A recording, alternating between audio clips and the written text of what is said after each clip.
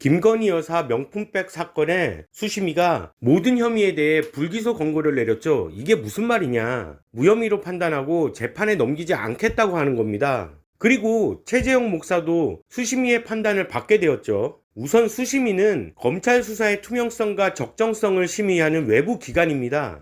과연 이 무혐의에서 최재형 목사가 중요한 이유는 무엇일까? 요게 핵심인 거죠. 우선 첫 번째 함정청탁이라는 거죠. 이게 과거 판례인데 김건희 여사 사건과 다른 게 무엇이냐면 과거 사건은 청탁을 했고 그리고는 뇌물을 받아서 유죄가 됐고 최재형 목사는 공익을 목적으로 한 것이지 청탁이 아니라는 거죠. 즉 청탁의 내용은 거짓이고 취재를 위한 것이다 라는 말입니다. 이 말은 확인 결과 최재형 목사와 청탁 내용에 연관성이 없다라는 것이죠. 이 청탁이 왜 신빙성이 없느냐. 말 그대로 북한을 위해 존재하는 사람인지 대한민국과는 1도 연관이 없기 때문입니다. 공익은 뭔 공익이겠어. 최재형 목사가 뇌물을 주고 얻는 이익이 김건희 여사의 친몰밖에는 없다. 이게 문제인 겁니다. 이건 민주당과 민주당 지지자의 바람과 일치하는 거다 이 말이죠. 그리고 김건희 여사에게 접근하는 과정 역시 아버지의 지인, 동양 등 거절하기 어렵게 했다는 거죠. 이렇게 거절하기 어렵게 접근해서 선물을 주고 그 이후 청탁을 했는데 이 청탁을 김건희 여사는 씹어버린 거죠. 지금 논쟁의 가장 큰 핵심은 어쨌든 받았잖아인데 그게 사실 선물인 거다 이런 얘기예요. 이게 함정이란 것이 왜 문제냐.